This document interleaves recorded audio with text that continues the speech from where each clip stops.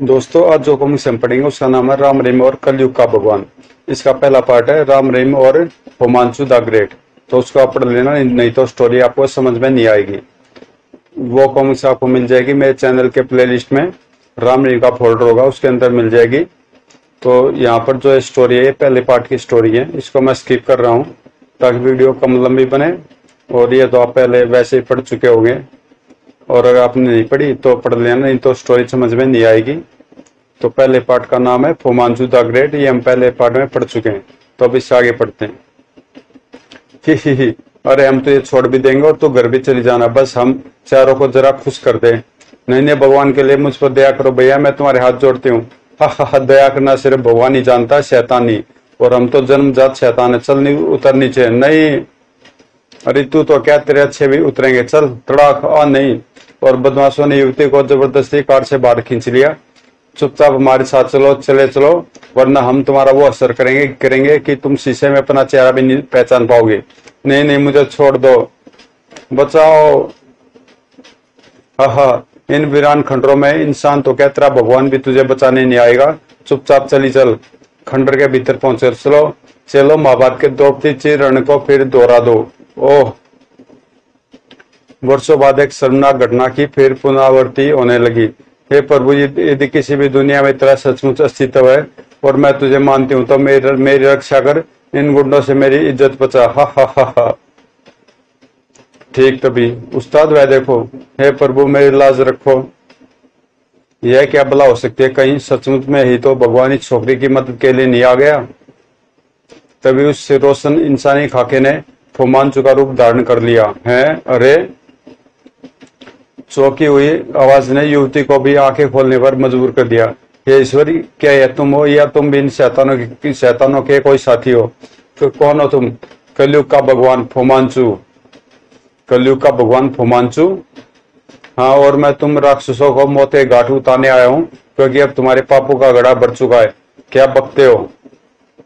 प्रभु, सचमुच इस समय मनुष्य रूप में मेरी मदद को आ गए हैं। मैं बक नहीं रहा राक्षसों, अब तुम्हारा अंत निकट है। अरे चलो, देख क्या रहे हो? इस छोकरी से हम बाद में निपटेंगे, पहले इस कलयुग के भगवान की लीला समाप्त कर दो। उस्ताद से सभी चेलों ने अपने अपने अस्त्र शस्त्र निकाल लिए। हा, अब तुम हमारे हाथों से नहीं बचोगे, प्यारे काने भगवान। मूर्ख, बदतमीजी मुझे जरा भी पसंद नहीं।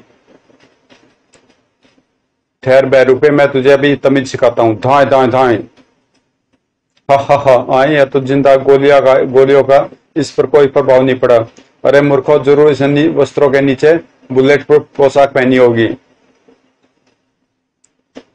तुम लोग इस पर टूट पड़ो और इसकी खटिया खड़ी कर दो। तीनों चले तुरंत डरते डरते अपने अपने हथियार संभाल कर आगे बढ़े। हा, आओ, डरो नहीं, मैं तुम्हें इतने जल्दी आज जान से नहीं मारूंगा। और जैसे वे होमांशु के निकट पहुंचे, खटाक, उफ, हाय। एक ही आक्रमण में होमांशु ने उन्हें अपनी असीम शक्ति का परिचय दे दिया। हाय उस्ताद, मेरी तो बत्ती सी हिल गई। हाय उस्ताद, लगता है मेरी तो खोपड़ी झंझना कर रह गई है। हाय उस्ताद, उसने तो मेरी नाक को गोभी का पकौड़ा बना दिया है।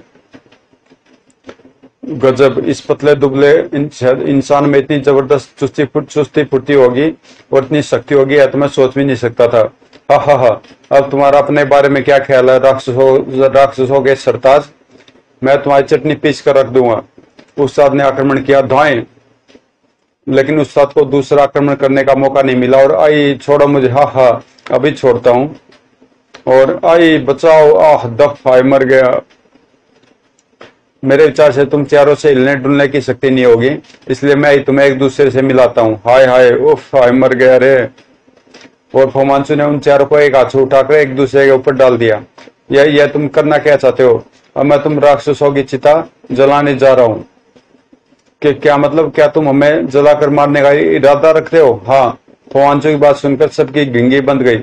यदि तुम्हारे पास माचिस है भगवान, तो मुझे जलाने से पहले एक बीड़ी जरूर पिला दो। मुझे भी भगवान जी, लेकिन मुझे सिगरेट पिलाना। मैंने कहा ना कि मैं कलयुग का भगवान हूँ, इसलिए माचिस जैसी साधारण सी वस्तु मैं अपने पास नहीं रखता। फिर तुम हमें किस तरह जलाओगे? अपनी तीसरी आंख द्वारा। लेकिन तुम्हारी एक आंख तो भगवान की कृपा से पहले ही बंद है। तुम्हारे चौकटे पर केवल एक ही आंख है, फिर तुम कौन सी तीसरी आंख का जिक्र कर रहे हो भगवान जी? अभी मालूम हो जाएगा, कहकर फुमांचू ने अपनी इकलौती आंख बंद कर दी और जैसे दुनिया का महानतम आश्चर्य हुआ, फुमांचू के माथे पर एक आंख धीरे धीरे खुलने लगी।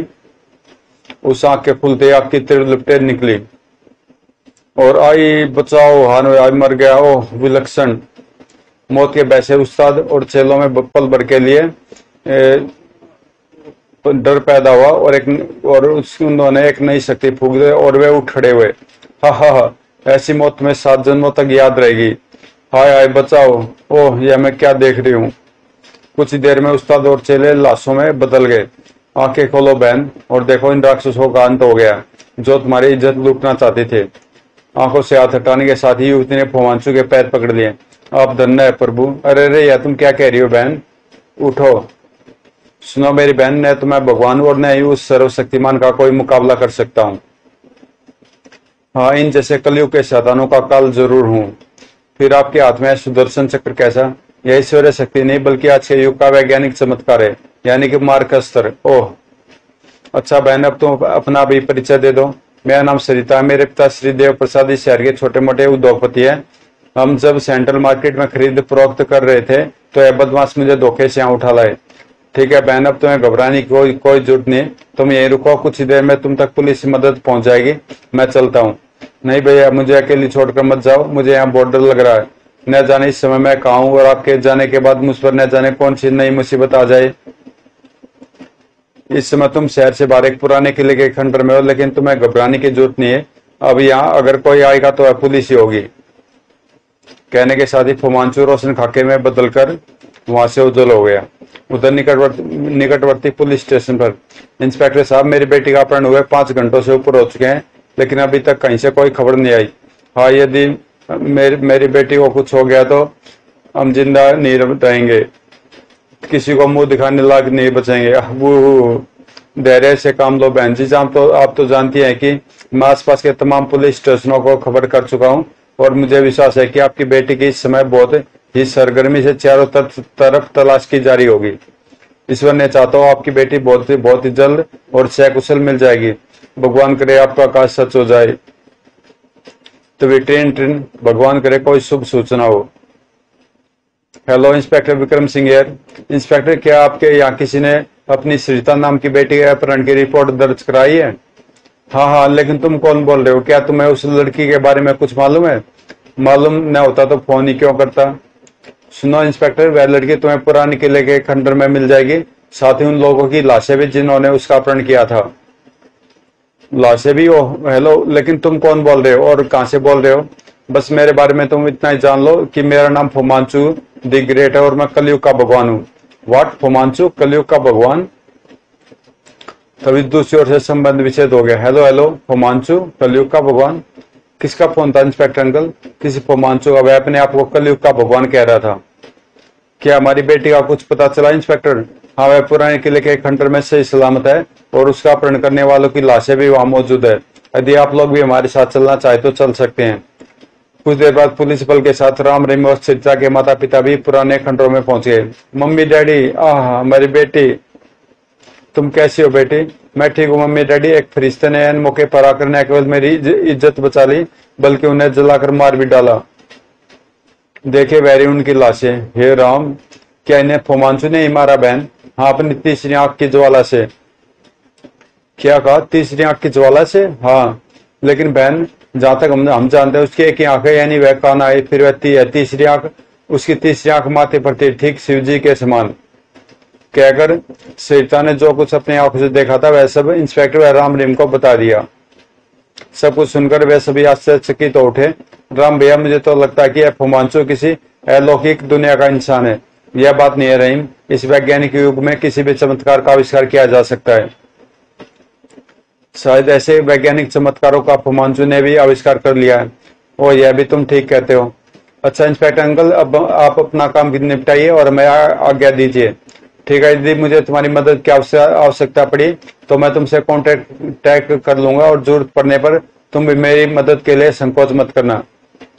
इंस्पेक्टर विक्रम से विदा लेकर राम ने टैक्सी पकड़ी और घर की ओर रवाना हो गए। राम भैया, चचा फुमांचू का एक कथन तो सच हो गया कि उसे धन और अपने निजी स्वार्थ के लिए अपराध करने वाले अपराधियों से सख्त नफरत है और वह उनका जानी दुश्मन है।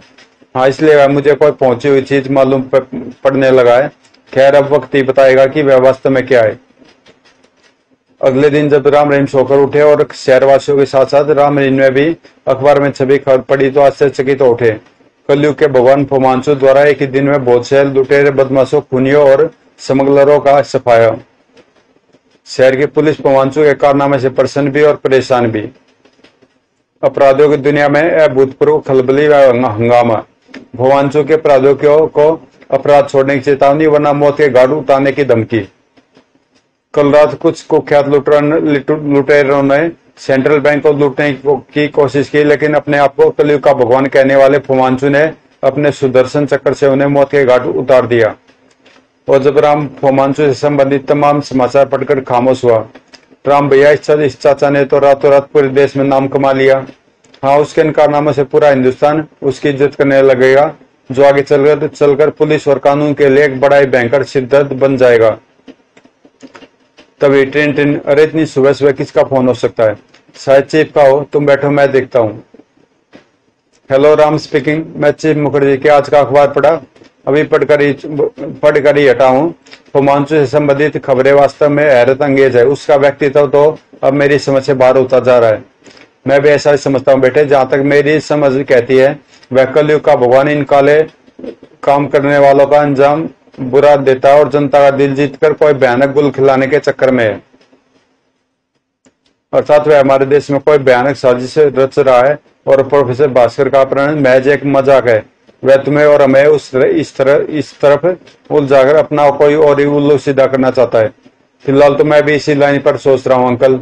आप एक काम करें अंकल, अपने विभाग के तमाम गुप्तचरों को उसकी खोज में लगा दे, क्योंकि अब उसके पते ठिकाने के बारे में जानना बहुत जरूरी हो गया है। ठीक है, मैं ऐसा ही करता हूँ। फिर कुछ अन्य आवश्यक विचार विमर्श करने और अपनी राय देने के बाद राम ने संबंध विच्छेद कर दिया। किसका फोन था राम भैया? चीफ अंकल का। फिर राम ने उसे दोनों के बीच हुई सारी बात बता दी।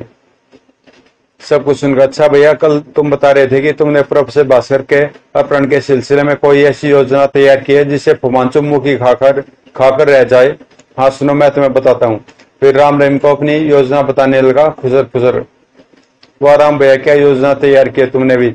अब मुझे विश्वास हो गया है कि यदि चाचा ने प्रोफेसर अंकल का अपहरण करने की कोशिश की तो उसकी खटिया खड़ी हो जाएगी, और यदि चाचा ने चालाकी दिखाई और प्रोफेसर अंकल की ओर अपनी इकलौती आंख भी उठाकर नहीं देखा तो यही होगा कि हम उसके चक्कर में घन चक्कर बन जाएंगे। तभी हा तो कौन? सामने आ जाओ चाचा, मैंने तुम्हें पहचान लिया। हा हो तो क्या चाचा फिर हमारा भेजा चाटने आ गए? अगले ही पल, तुम वास्तव में बुद्धिमान हो भतीजे, और तुम्हारा साथी भी खूब जिंदा दिल है। फिर चाचा, तुम हमारी प्रशंसा कर हमें उल्लू की दुम बनाने की कोशिश मत करो और बताओ कि तुम अब क्यों आए हो। सिर्फ यह कहने की जो निगरानी तुमने प्रोफेसर भास्कर की सुरक्षा के लिए लगाई है उसका मेरे सामने कोई महत्व नहीं है। वो तो तुम्हें उनकी सुरक्षा प्रबंधों के बारे में सब कुछ मालूम हो चुका है। कलयुग के भगवान से कभी न कुछ छिपता है न कुछ छुपाया जा सकता है। अबे कानी चाचा, अब तो मैं तुम्हें पूरा अंदाई बनाकर छोड़ूंगा। अरे नहीं, मेरे पास आने की कोशिश मत करना, वरना रहीम उफ धड़ाक दफ हाय। रहीम, तुम ठीक तो हो ना? मैंने पहले ही चेतावनी दी थी भतीजे, लेकिन तुम नहीं माने। तभी राम ने गजब की फुर्ती से फुमांचू के चेहरे पर घुसा मारा, लेकिन धड़ाक आह। राम को लगा जैसे उन्हें फुमांचू के चेहरे पर नहीं बल्कि किसी लोहे की दीवार पर घुसा मारा हो। वह अपनी कलाई थाम कर करा उठा, उफ, आखिर तुमने भी रहीम की तरह मूर्खता पकड़ डाली भतीजे, जबकि मैं पहली मुलाकात में ही तुम दोनों को बता चुका था कि मेरा संपूर्ण शरीर ऐसी तरंगों के भीतर छिपा है जिस पर किसी अस्त्र शस्त्र या आगादी का प्रभाव नहीं पड़ता। तुम चाहे कितनी सुरक्षा तरंगों में क्यों न छुपे हो मिस्टर फुमांचू, मैं कसम खाता हूँ कि जल्दी तुम्हारा सर कुचल कर रहूंगा। हा, तब तो मुझे बहुत खुशी होगी भतीजे। वैसे तुम दोनों की बहादुरी भरी बातें सुनकर मुझे बहुत प्रसन्नता होती है। अच्छा, अब मैं चलता हूँ, लेकिन ध्यान रखना कल मैं प्रोफेसर भास्कर का अपहरण करने जा रहा हूँ। जल्दी फुमांचू कक्ष से अदृश्य हो गया। राम भैया, इस साले काने चाचा ने तो नाक में दम कर दिया। अब क्या विचार है? तुम फटाफट तैयार हो लो, हमें इसी समय प्रोफेसर अंकल के पास चलना है। क्यों, खैरियत तो है ना? मार्ग में बताऊंगा। कुछ देर बाद जब वे तैयार होकर कार पर सवार हुए। अरे यार, तुम दोनों सुबह सुबह बिना नाश्ता पानी किए कहाँ चल दिए? हमें एक दोस्त ने नाश्ते पर बुलाया मम्मी, हम उसे घर जा रहे हैं। लेकिन राम ने कार आगे बढ़ा दी। पता नहीं आजकल इन दोनों को क्या हो गया, पहले से कुछ बताते ही नहीं, ऐसा समझते जैसे घर में इन दोनों से बड़ा कोई है ही नहीं। राम भैया कैसी मजबूरी है हमारी, बेकार ही में झूठ बोलना पड़ता है, और वह भी सुबह सुबह। लगभग आधे घंटे पश्चात प्रोफेसर भास्कर की कोठी पर। यस सर, राम रहीम आपसे इसी समय मिलना चाहते हैं। ओह ठीक है, भेज दो। Yes sir. इतनी सुबह सुबह दोनों का आना क्या मायने रखता है। Good morning uncle. मॉर्निंग, आओ बैठो।